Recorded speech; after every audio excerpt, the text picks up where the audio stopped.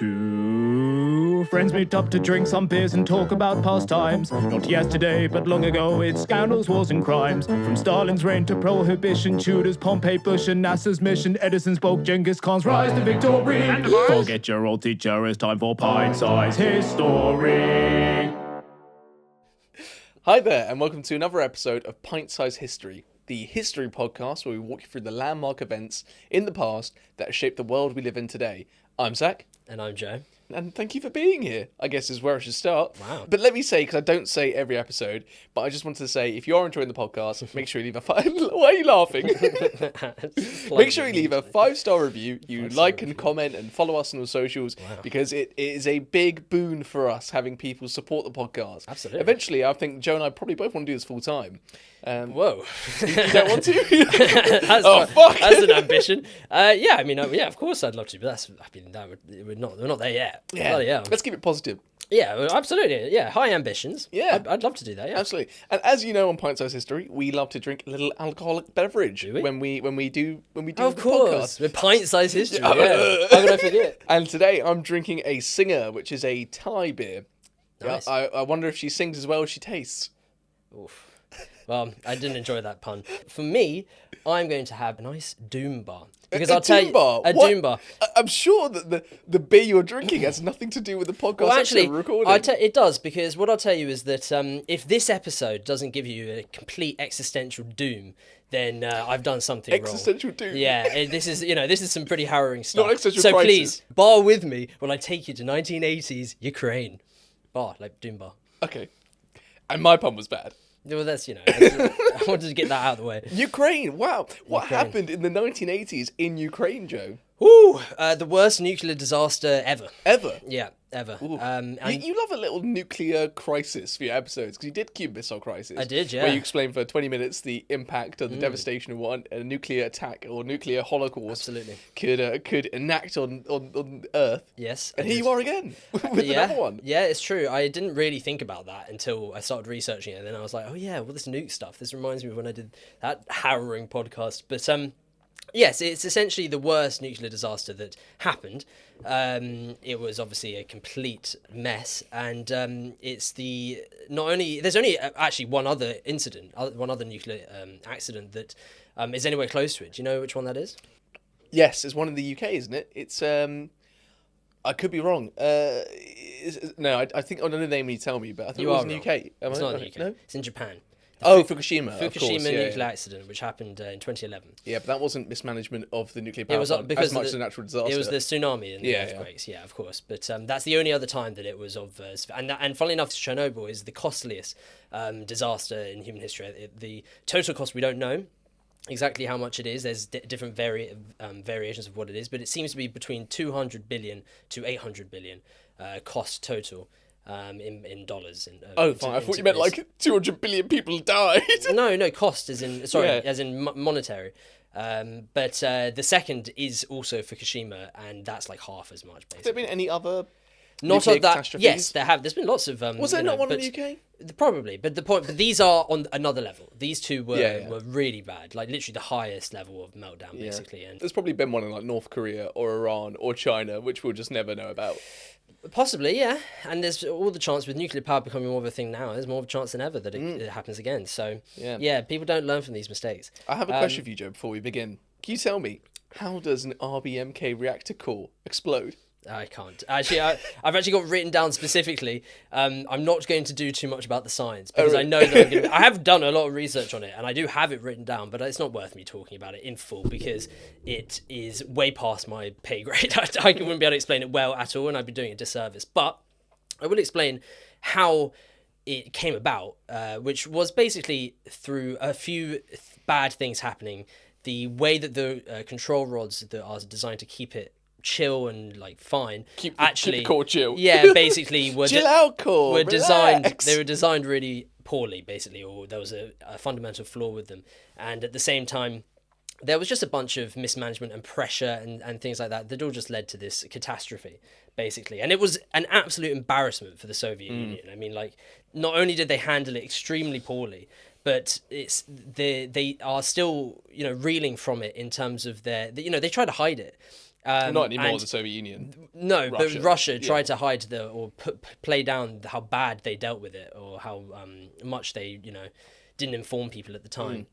I think after 1 hour of me talking about the Soviet Union in this podcast, hopefully those comments on our TikTok about Russia, they did really well. But the comments on it, there's quite a few that called you and me Russian propagandists. Oh yeah. I hope they listen to this and realise maybe they're not, because they're about to shit on the Soviet Union for about an hour. One of the comments on one of our videos said, "Drop the hoodie to me. So Really? Stop wearing the hoodie. You look scruffy." Nice. So today I'm taking their advice. Nice. I've worn a nice fleece. Oh, that's nice. That's nice. It's nice when the hate is useful. But anyway, do you know why I asked you that question? Which one? The RBMK Yes, reticle. go on. Yes, because it's the main sort of question that's asked in the HBO series Yes. Chernobyl, which is an unbelievably good It is, series. and I will mention it at one point in this, and it is absolutely, if you haven't seen the Chernobyl TV show on HBO, then you absolutely should, because it's one of the best pieces of television I've ever seen. It's also important to say that the TV show, while excellent, has quite a few historical flaws, and they've added in characters and got rid of characters. Yeah, that have been you portrayed say by that people. it is relatively. Really, it's no, quite it is accurate. relatively on the money with that, most of the important stuff. But there are a few liberties they take, and a few things that are actually just completely wrong.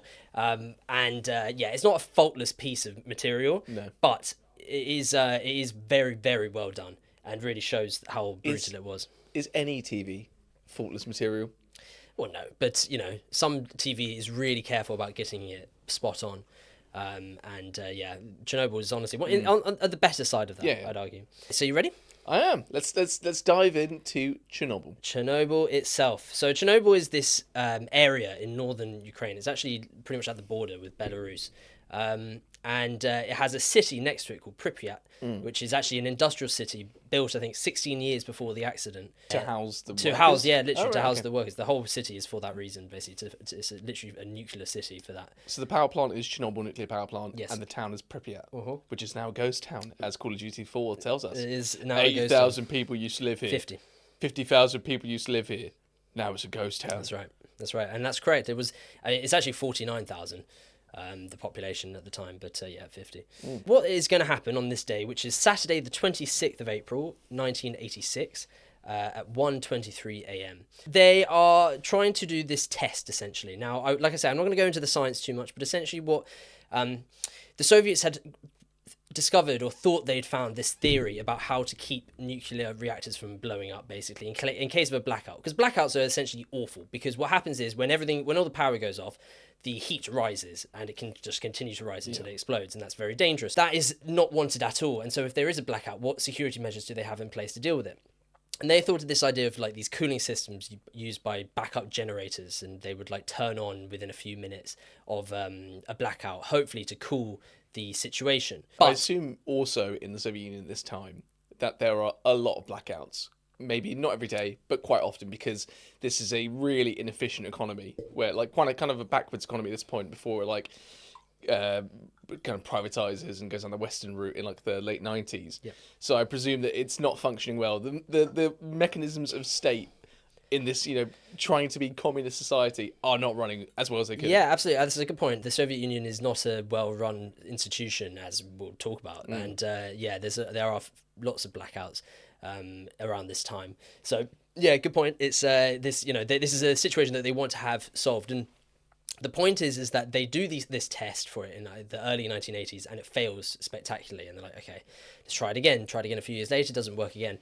Try it again with new methods, doesn't work a third time. And by this point, the higher ups, the Soviet officials, are getting quite frustrated. They want it done so they know that they can be safe. And so there's pressure immediately on these people, because part of the problem with the Soviet Union, as is the case with a lot of authoritarian regimes, is that everyone's terrified of pissing off their superior. Basically, you don't want the blame shifted on you. You want your side to go smoothly so that you don't get in trouble. It's based on fear. The whole society is run on fear. So when they put pressure on them to do these tests, they will try their best to do them, even if the conditions are maybe a little bit unsatisfactory. And that is what happens on the 26th of April at 1 a.m.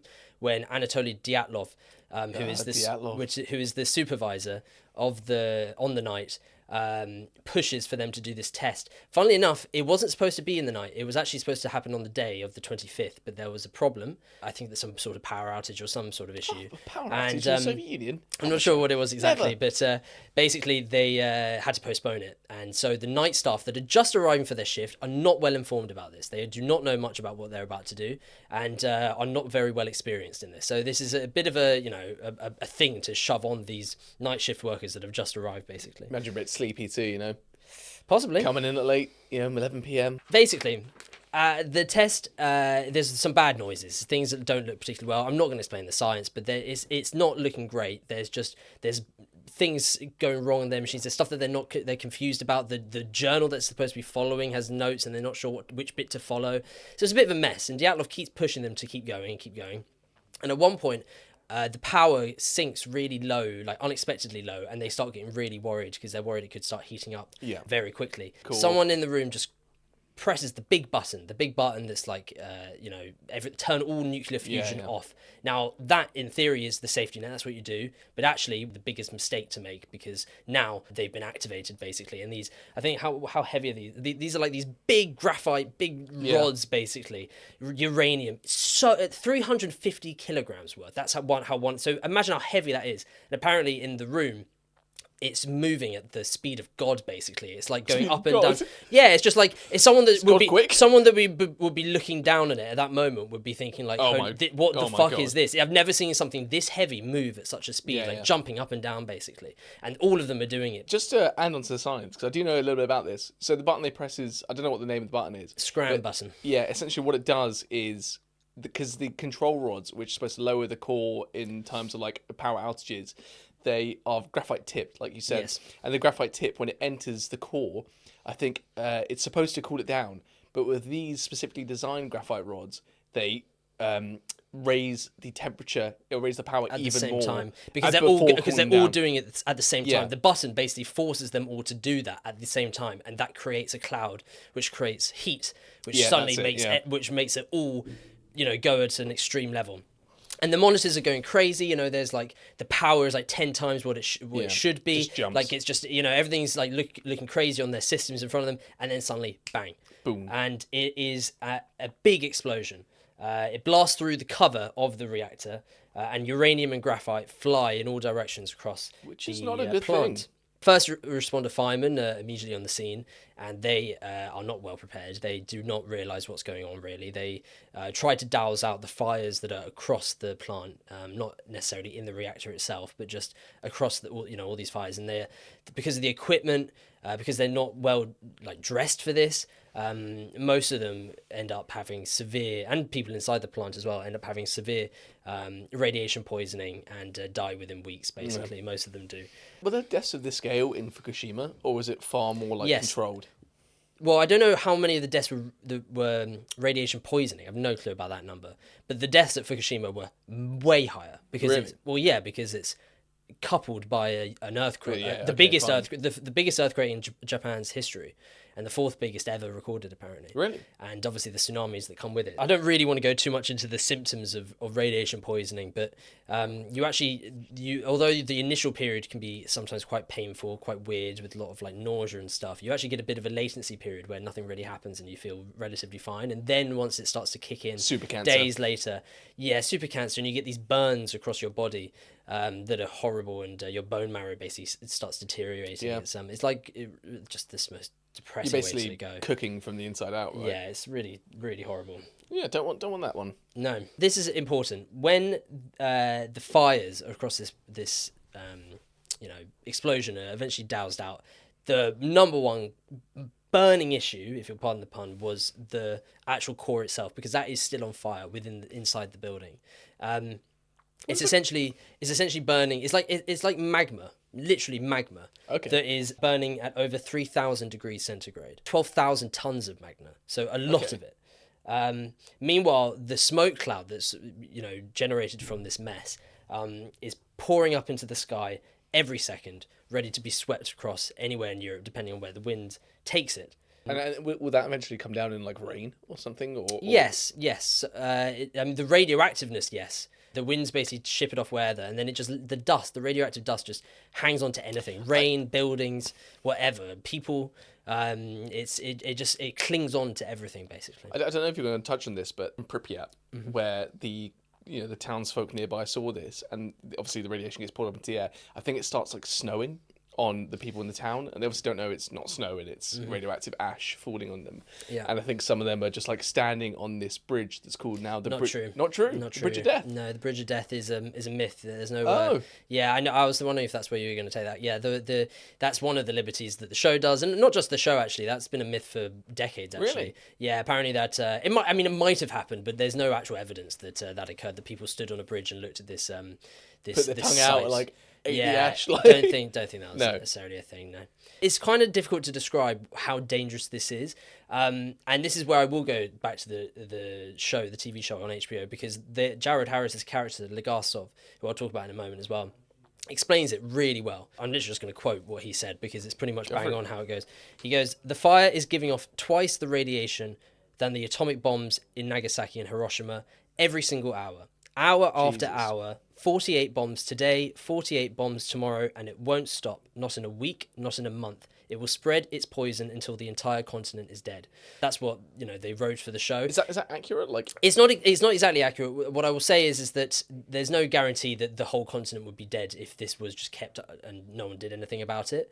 But it would definitely, hinder a large portion of the continent of Europe. Yeah, and also like in terms of food. Yeah, absolutely. I mean, Ukraine itself is literally the breadbasket of the world. It's so like even if just Ukraine was affected, which it was, then it would have severe consequences for world famines. Even in the war right now with Russia, they still have to strike a deal for the grain to be exported from Ukraine, because obviously the grain that Ukraine exports is vital to the rest of the continent. Yeah. So yeah.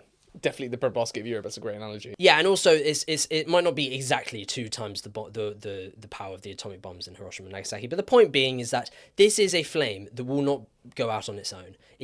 We have to do something about it, or it will continue to do damage to the entire continent.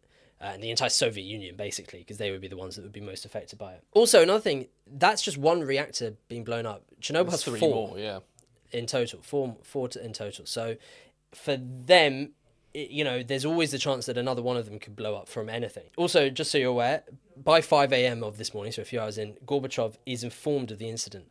But as is the nature with the Soviet Union, because everyone's scared of the blame being shifted onto them, it's all just basically one big cover-up by everyone at every point. I couldn't have been involved. I was having a nap. Dyatlov actually said that. Dyatlov said he wasn't in the room when the incident occurred, which is a lie. Where was he?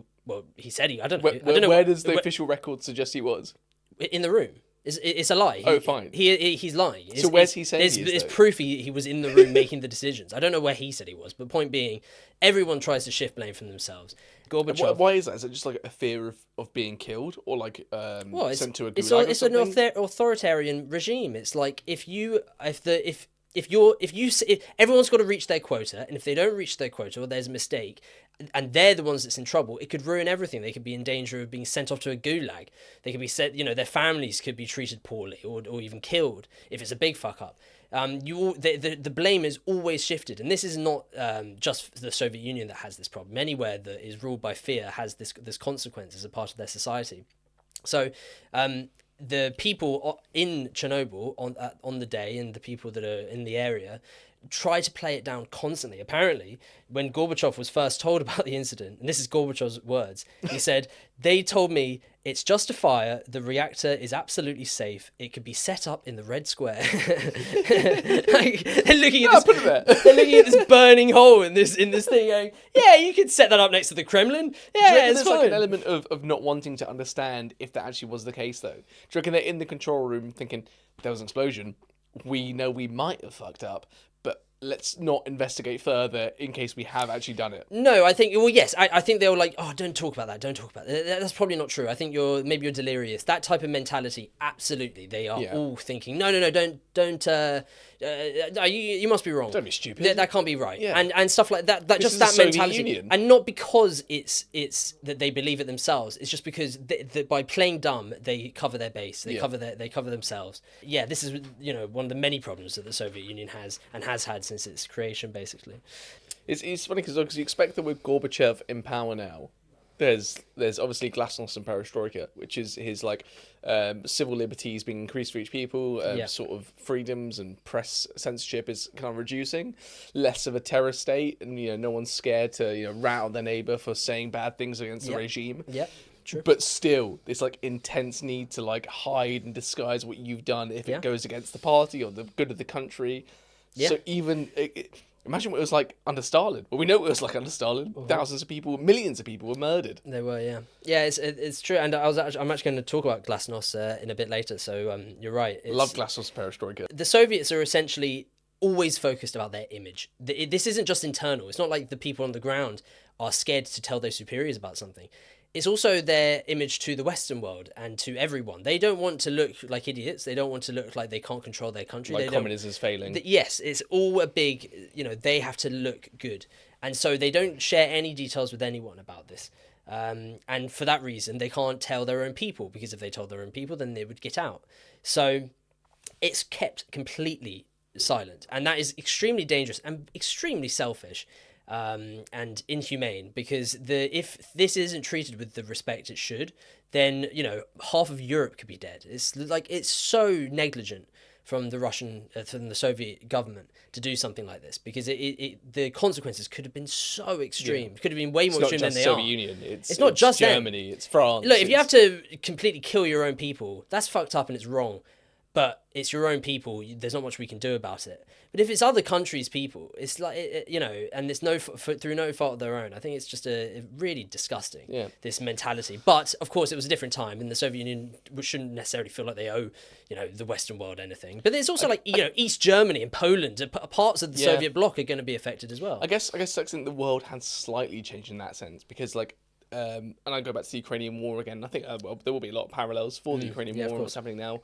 But the Zaporizhia power plant in Ukraine, which was on fire during the start of the Russian invasion in Ukraine. And the Russians did allow international observers into the power plant, despite the fact that they are at war and they're trying to keep things under concealment. At least learning a little bit from their mistakes. Yeah, but even so, the IOC was still you got to take away all tanks, all soldiers. I think the International Observatory Committee. I think that's what they're called. Because the IOC is the International Olympic Committee. I was thinking, why are the Olympics jumping in there? Maybe it's the IAC, the International Atomic Committee. Possibly, but yeah. Okay. So they let them in, obviously, and they said, the IAC or IOC, whatever we're getting it wrong as, they were like, yeah, you got to fix this. This could be a nuclear catastrophe, which could reach all the way to United Kingdom. Yeah. Since we've said this, and they have to keep everything away from their own people and everything, it's a mess. And so the town of Pripyat itself, literally kilometers, a few kilometers away from the explosion, are completely kept in the dark about this. This is part of the reason why I think the idea about the bridge is maybe not necessarily true, because if it were true, and they were all witnessing this glowing light, do you think there would be more to talk about? They'd be ushered inside, right? Come on, curfew. Basically, the town itself was suffering from radiation levels 15,000 times worse than it should be. And apparently, 4 days in these conditions would be enough to kill everyone there. Windows should be closed. Everyone should be taking iodine tablets. They should be managing the situation as best they can. Does the Russian government do that? Or the Soviet government do that? No. They don't tell them a thing, and they just let them, deal with this while they gather more data about the situation. Unbelievably selfish. Unbelievably selfish. So as that's an understatement, right? Yeah, of course. It's evil. It is evil. Yeah. So as the figures start making their way to Moscow, the government obviously start becoming very worried by this. And Gorbachev quickly creates a new commission and full of basically all the top nuclear experts in Soviet Russia at the time. And this is led by Valery Legasov, who is played by Jared Harris in the show. He's the head of this committee that Gorbachev created. So he's a well-reputed Soviet nuclear From what I physicist. saw, he is one of the most well-respected nuclear experts in Europe, not just the Soviet Union. So he's very well respected in this case, and he heads this committee of tons of scientists. Top man for the job, then. Top man for the job, and they go immediately to Chernobyl to check it out. Meanwhile, in Pripyat itself, the whole town is finally forced to evacuate 30 hours after the explosion. So over a full day after the explosions happened. Now they are finally able to go. So thousands of buses turn up, and they start ferrying people out bit by bit. A bit too late, though, or...? Well, it's never too late. In 4 days, they'd be dead. So a day is good, you know. They're just going to have, like, really bad cancer. Some of them. I mean, many of them survive. You know, it's luck of the draw, really. Sometimes it really affects you. Sometimes it doesn't. I don't think the population of Pripyat were all killed. Well, obviously they weren't. I don't actually think the casualties from there was actually as bad as maybe you might suspect. I would have thought they would have all died. It was still a tragedy, and it could have easily been dealt with better. They're not told why, by the way. They're not told why they're leaving this town, this city. They're just told you have to leave now. You've got 2 hours to grab your bags and prepare, and then you got to get on a bus and go. Most people leave. I think there's around 6,000 that stay. Mostly like old people that don't believe that it's a particularly big issue. Maybe they would have if they'd been told by the government that this is the worst nuclear disaster in history, but they're not. So these, especially elderly people, go, well, I've lived here, you know, for this long, and I don't believe that it could be anything could be that bad, and people will write it out, and I'm stubborn, and I'm just going to stay in my own home. Is that like faith in the state, or like distrust? Possibly, yeah. Or distrust of the structure? Well, it's probably distrust of the average soldier telling him to get in a van, but it's also trust that the Soviet Union will get things done, and basically a lack of like respect to how bad radiation could be. I mean, they're not. No, these people aren't experts. It's a lot easier to say with hindsight just how dangerous radiation poisoning is. But you know, if you're like just a random Russian or Ukrainian citizen. I don't think you're going to be thinking... Especially at that time anyway, right? Yeah, you're not going to be thinking too much about it. There's been nothing before you to kind of like set the tone. At this scale anyway. Yeah. So, so I think, and it wasn't just old people, there were also, apparently there were like teenagers that would stay behind because they thought this is our chance to have like a big party. School's out, bitches! Yeah, it's like, and let's go! Which is very sad, really, that's what happened. Yeah, I didn't mean that joke. I just So within a few days, so the winds, which is complete luck how this could have gone south and covered Ukraine, it could have gone west and covered Hungary and Poland and stuff, or it could have gone east and gone into Russia itself. But instead, it has gone north up towards Belarus and basically enveloped the whole of Belarus, then northern Russia, then Finland, and then Sweden. And in Sweden, a nuclear power plant has like a reading on one of their things saying that the air is more radioactive than it was before by quite a bit. And they're like, that's strange, nothing's wrong with our plant. I presume the Swedish take measures to counteract that, right? Everyone indoors. Oh yeah, I'm sure the Swedes took it very seriously, yeah. But they were just, they saw it and was like, okay, something's wrong. This isn't from us. That means there must have been something that's happened somewhere. And so they tell the world.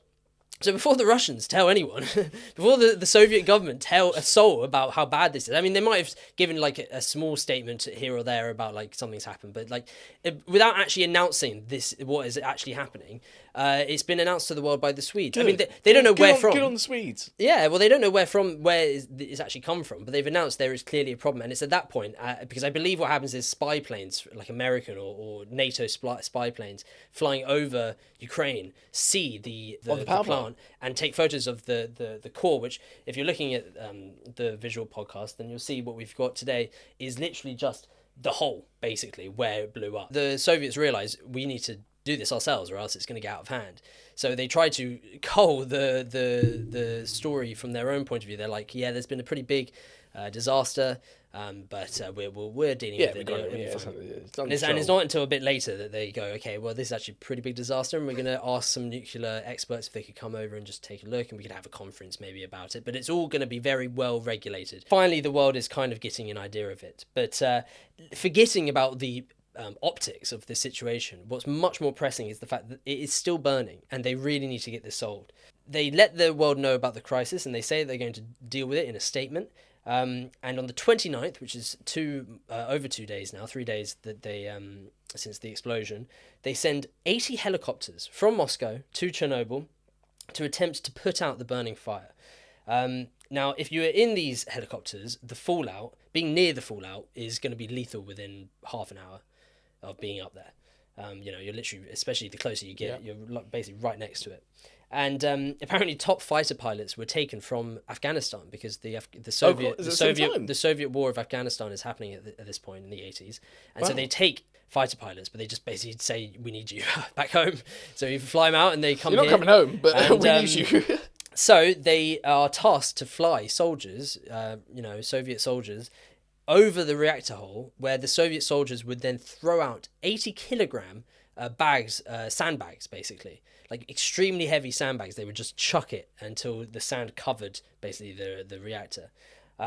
Some pilots end up flying over the reactor over 30 times a day. Christ. And pretty much all of them die fairly soon afterwards. They're doing it multiple times, so it's like, even if the first one didn't kill you, the second one will. And they all perish. Basically. I think there is a famous video of a Russian helicopter flying over the core and breaking apart as it flies over the core. But it wasn't. Yeah, that's the video. The video makes it look like that. It's actually just because it hits into something, I think. Oh, okay. But yeah, one of the helicopters does crash. But yeah, it's not because not because the radiation is killing it. So the hole is eventually plugged. That's the first big problem dealt with.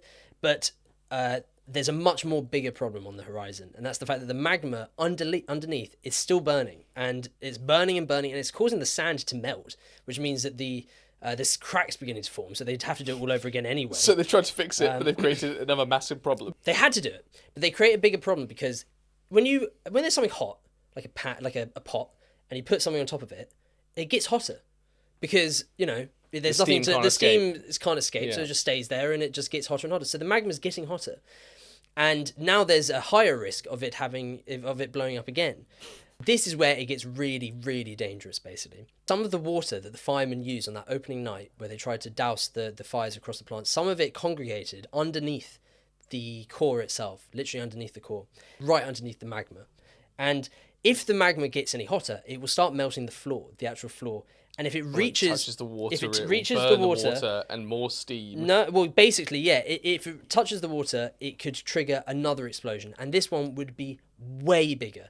Partly because the other 3 reactors are there and could get engulfed, and that would be quadruple the size of just the reactors exploding itself. But the magma blowing up basically this second explosion would be unbelievably strong. In fact, I have written here that Could it have been the end of the world?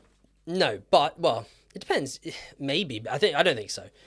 This is what it says here. Russian experts later concluded that it would be around 3 to 5 megatons, which is roughly 250 times bigger than the bombs at Hiroshima and Nagasaki. So that's a big nuclear bomb basically going off, and then continuing to go off because there's nothing stopping it. This one is like, the scale from the atomic bombs at Hiroshima and Nagasaki to the first explosion, and then the scale from the first explosion to the second, it's all exponential, like crazy amounts. Yeah. They have to fix it. Now, to remove the water, the only way it can be done is by hand, basically. But to do that would mean having to go literally into the reactor core, which means that you would be dead within a week. Yeah. That's the theory. So 3 men volunteered, known as the Suicide Squad. That's literally what they're called. And they literally went in to the bottom of they found like a little entrance to get to the part where the water was, not the actual core itself, but basically right next to it, and got the water out, took it out until it was, no longer wet. A huge win, because if they hadn't been able to do that, big dubs for the Suicide Squad. Big dubs. But the bigger dub was that they all survived. None of them died within a week. I think one of them died of a heart attack in 2005, so almost 20 years later, and the other 2 we don't know, but it's presumed that they're still alive to this day, 40 years on. Why is it? Is there any because I think it's just luck of the draw. You're much more likely to have problems from radiation if you're exposed in a big degree. But it's not the same for everyone. I think it's just sometimes you get lucky and sometimes you don't. And yes, they were exposed to a lot, but it just clearly didn't affect them in the way that it would for others, I think. So they survived, which is unbelievable, really, considering so many other people that didn't go anywhere near as close to the core as they didn't survive. Well done, Suicide Squad. Well done them. Terrible movie, by the way. Awful movie. It was, yeah. It had nothing to do with Ukraine or Chernobyl. What were they thinking? I went in there thinking it was going to be about 3 divers that unplugged the core and got all the water out. But it was Will Smith was there. Smith, yeah. And Margot Robbie and stuff. And I was thinking, some guy in makeup with green hair. Well, she wasn't there, was she? Now that the water has been drained from underneath, the Soviets had bought themselves a few days. But that's it. because the next big problem is that even though the water's gone, the fire is still going. And just because it's covered up, the magma is still melting, and it's still going to melt into the ground and further into the ground. And if it goes past the point where the water was gone out, it continues to go down. It will eventually reach, what do you think? Do you know? Well, the water supply. The underground water aquifer, basically, that feeds the whole of Ukraine. So they fixed the problems, yeah, so and they've ruined it more. No, and they fixed the problems, and they've ruined it more. So, I mean, to be fair, the suicide squad wouldn't have changed this problem. This was always going to be an issue. They need to stop the magma from burning and melting the ground, basically, because if they don't, then the whole of Ukraine's food and water will be contaminated, and they will all die. And you know, it was Stalin's famines that almost killed off Ukraine 60 years ago or 40 years ago. Holodomor? So I don't know what it was called, but Holodomor? but you know, this would be even worse. So this is like, you know, this is the entire country would be dead or people be need food, displaced. They do, and Ukraine is literally the breadbasket of Europe. So they get miners from this place called Tula, which is I think quite far away, like 1,000 kilometers or so away. Is it in the Urals? They're called, no, it's just further into Russia, but it's not as far as the Urals, I don't think. So they called him from the Soviet government to help the motherland, and they accept. So they're given 24 hours to prepare, and then they're taken to Chernobyl. The job is to dig this massive underground tunnel, basically, until they reach the reactor.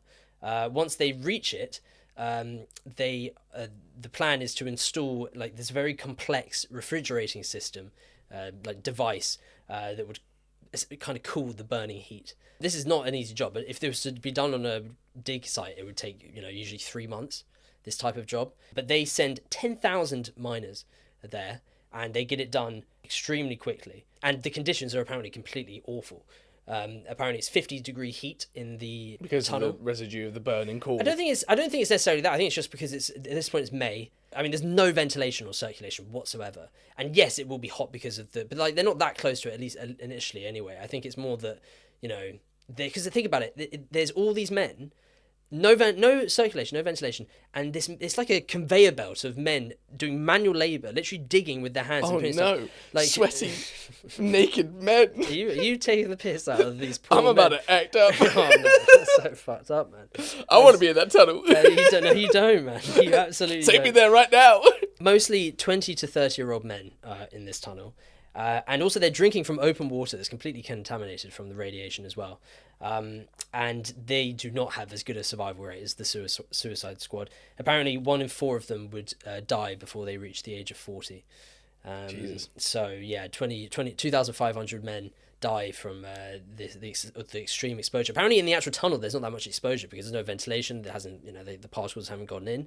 But once they're outside, and also when they're outside, they're like almost naked, right? They're like shirtless because it's so hot in there. You're not gonna, you're wearing the bare minimum. So you come outside and you can walk when you're in the tunnel, but when you're outside you have to sprint. And they're obviously exhausted, but they have to get out of the radioactive areas as much as they can.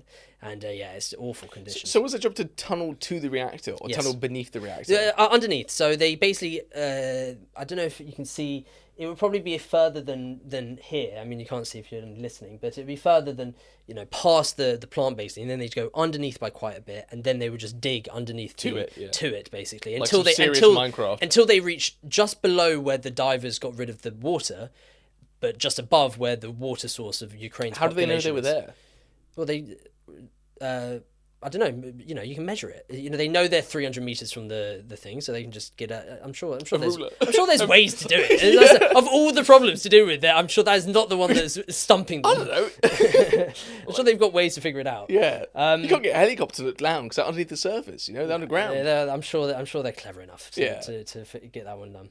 Well, they are certainly brave enough. And they're absolutely brave, and they kind of did it. They realised this had to be done. Their country needs them, and they just got on with it. And the saddest part is they won't give them much pay to compensate for this, and they all died, or 2,500 of the 10,000 died, and it was hidden. It was not talked about. Once again, part of the big cover-up of the Soviet Union. They did not want people to know how they'd basically killed a fourth of their labour force that they used to dig this hole, especially because they never ended up putting the cooling device in there. They realised that it wasn't melting enough, that it would get down to the water source eventually, so they just didn't. They were like, well, we don't need to now. But in reality, it's like all these men. Let's just suppose that it was going to get down 2,500 that died, essentially died in vain. I mean, it had to be done because the risk was there. The risk is there. They need to do it. But, you know, they never end up putting anything down there. It's just a hole to nothing. You know, the hole was made and then they left it and they didn't do anything with it. Now, But brave people nonetheless. Very And we brave. should Oh, yeah. respect them for that. Well, I'm not slagging them No, off. no. I'm just slagging off the process. It's just a horrible turn of fate that Yeah. that it would come out like this. Because you have to take the precautions anyway, though, right? Like, if the future of the world is, or the future of like hundreds of millions of people are at stake, you kind of have to take every resource and like and expectation available to kind of prevent that from happening. Yeah. So I get why they did it. Yeah. Of all the things that they did, I actually don't think that's one of the bad ones. To cover up their losses, like to pretend that they didn't exist, that they didn't die from these reasons, I think is obviously extremely unfair and disgusting.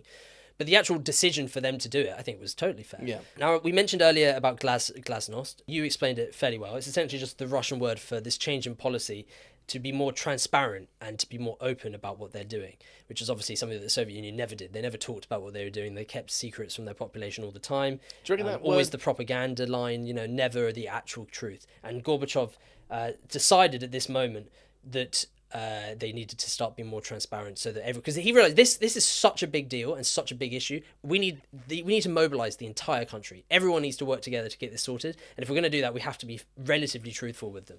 And this is really interesting because, in essence, glasnost becomes this key part of Gorbachev's time as the first secretary of the Soviet Union. It would eventually lead to better relations with the West. It would eventually lead to civil liberties for the Soviet people that ended up, you know, collapsing the Berlin Wall because of these civil liberties, and then eventually the collapse of the Soviet Union itself. So weirdly, this moment, Chernobyl, it might not have been the key, but it certainly accelerated a huge change in global politics, because this event basically fast forwards this idea that the Soviets need to work together in a more Western fashion. Maybe communism isn't going to work because of all the bad things that communism does for efficiency and, you know, fear mongering and all this. So finally, they take note and they start acting a bit differently. And from that, you know, the Soviet Union collapses. And now we've got Russia, and the politics of today are shaped heavily by Russia, as they always are. So, yeah, the world was changed absolutely from this moment. So Chernobyl was the beginning of the end for the Soviet Union, you say? I don't know. That's such a big question. I don't know if it was the beginning of the end. But it was certainly a trigger point. And if it hadn't... It was a cataclysmic shift, right? If it hadn't happened, then it probably wouldn't have ended. I don't think the Soviet Union would have collapsed under Gorbachev's reign. I think it would have gone on into the 90s. Yeah. And maybe it would have collapsed at some point in the 90s or the 2000s, or maybe it would have kept going forever. We don't know the answer, but it certainly sped things along. And the world was basically never the same from this moment. It's interesting, isn't it? It's fascinating. It's interesting to talk about Gorbachev's reign as well, because people genuinely think about him as like this. I think he won a Nobel Peace Prize following the collapse of the Berlin Wall or something like that. But I think he's widely respected and regarded as this instigator of peace and tearing down these structures that existed, which, you know, brutally oppressed thousands and millions of people. But in actuality, he wasn't. He was more a victim of circumstance. Like, the Berlin Wall didn't come down under his orders. The Berlin Wall came down because someone was lazy on the command post. Yeah, and Gorbachev still tried to keep a lot of the power of the Soviet Union. He wasn't the messiah that maybe sometimes he's considered in the West for what he did. I mean, he's certainly better than a lot of the other first secretaries in Soviet history. Brutally oppressed the Lithuanians and those in the Baltic states. Yeah, he's not perfect by any stretch of the imagination. Also, like, he's part of the cover-up for this. Like, all this cover-up was like, you know, he's the top dog. So if he says, no, let's be real and not hide this information, this true glasnost is what he's supposed to be doing. But he does. He still hides it up, and you know, it's only decades later that people start realizing how bad it actually was. So, you know, yeah, sure, he was good at the moment, but like, I don't know, maybe he's not as great as maybe people sometimes think. I did a story post on my Instagram a year ago when I was watching The Turning Point, which is like those documentaries, like they do loads of different ones. And this one was like the race to the atom bomb, and then one was the Cold War. Yeah. And I watched Cold War and I put an Instagram story up, and I got a response from someone who was from Lithuania, who said we view Gorbachev in a starkly different way than the rest of the West do. Which is a reminder, I guess, of the way that perspective shifts and shapes how we view people. Yeah, absolutely. Yeah, it's really interesting. Yeah, I think I know what you're talking about. I think the Lithuanian incident, the Lithuanian fight against the Soviets in the early 1990s is really interesting. That's probably worthy of an episode as well. Absolutely.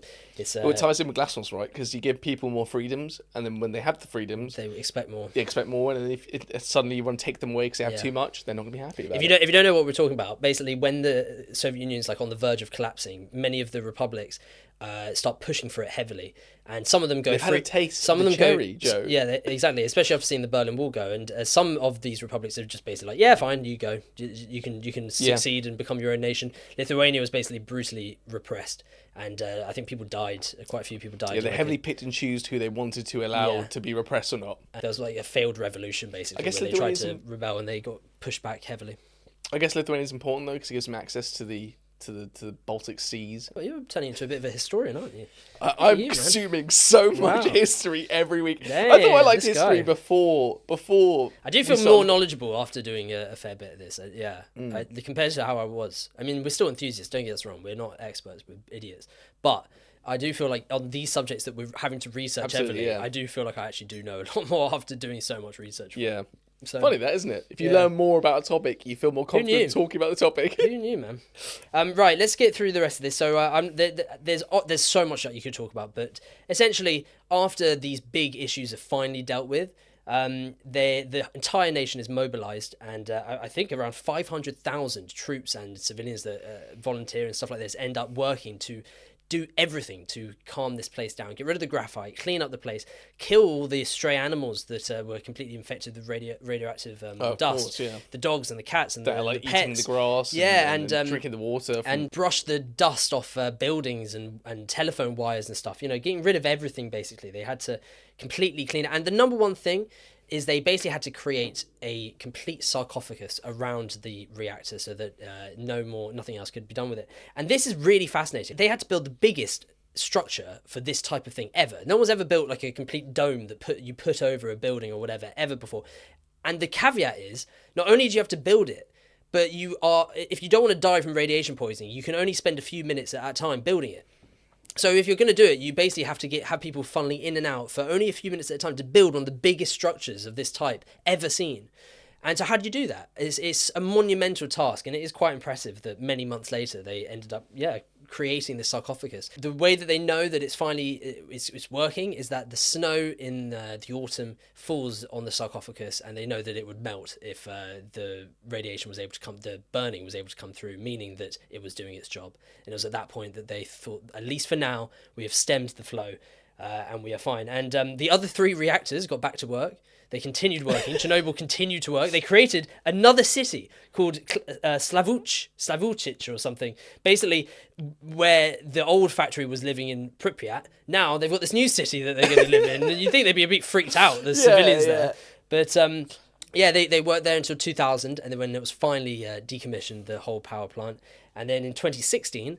the new sarcophagus, because this was only going to survive for about 30 years that they envisioned for this first one. So in 2016, they created a lot safer conditions to work in.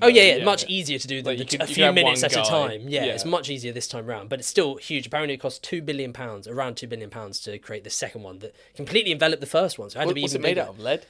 Steel, basically. Steel? Yeah, just hard concrete. I thought lead was like the thing you go to. Lead is, but it's also very, bad for people. So it's lead poisoning. Yeah, so it's, they did concrete and steel, heavy concrete and steel, basically. So the final thing I'll say about this disaster is that the Soviets obviously attempted to cover things up many times throughout it, including the records of the deaths. When the Soviet Union collapsed in 1991, someone that was working in the building used the chaos as an opportunity to take a bunch of records from,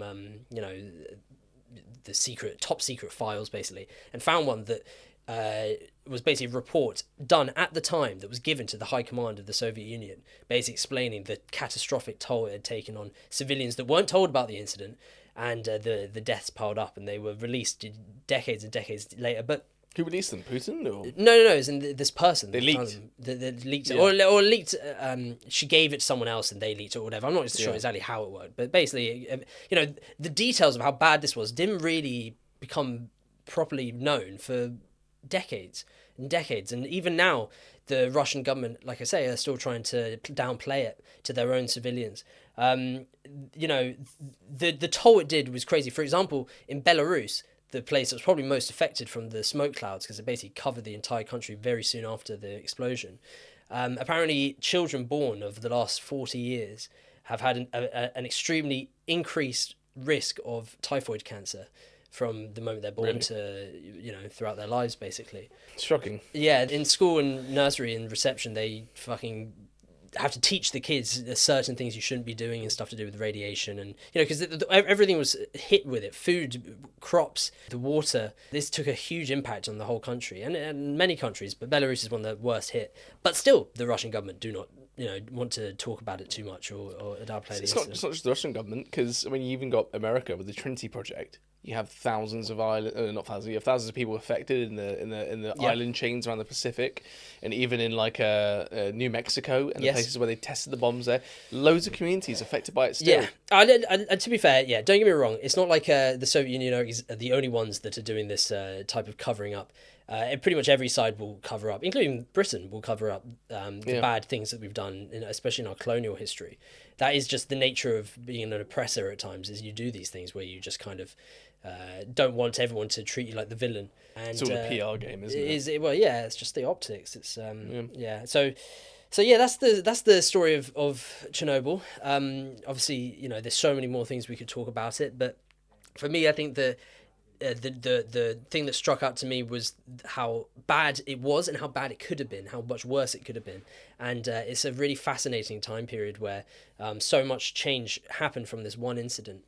And you know, it's, even though it's known before that HBO series, it was I know Chernobyl was a known subject, but were people particularly clued up on what happened? Because I don't think it was Call of Duty 4, yeah, but like that's pretty much it. Well, you might have been, yeah. Yeah, if you're talking to 25 to 34-year-old men who played Xbox back then, then yeah. It's crazy that you have to have these like intense catastrophes for the world to learn. Yeah. But that seems to be like human discourse, and like the nature of our education is that we only learn when it all goes tits up and wrong. Similar to the Cuban Missile Crisis, where I talked about all the different times that nuclear Armageddon could have happened, we said at the end of that, and these are the ones we know about. These are the stories we know about. There could be plenty of examples that we aren't as that isn't in the public sphere yet. They could be happening like right now. So I'd be gobsmacked if there weren't. Oh, there will even as recently as a few years ago. You know, who knows? Yeah.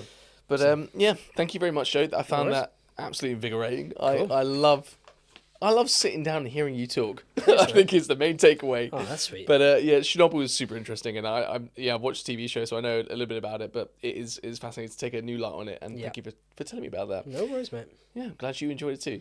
I hated it. I hated every second. No, I loved it. It's always interesting to talk about this stuff. Well, thank you very much, everyone, for listening to another episode of Pint-Sized History. Like I said at the beginning of the episode, please leave a review and like us and tell your parents and sisters and brothers about us and the whole family, your friends as well, if you have any friends, because you probably don't if you're watching this.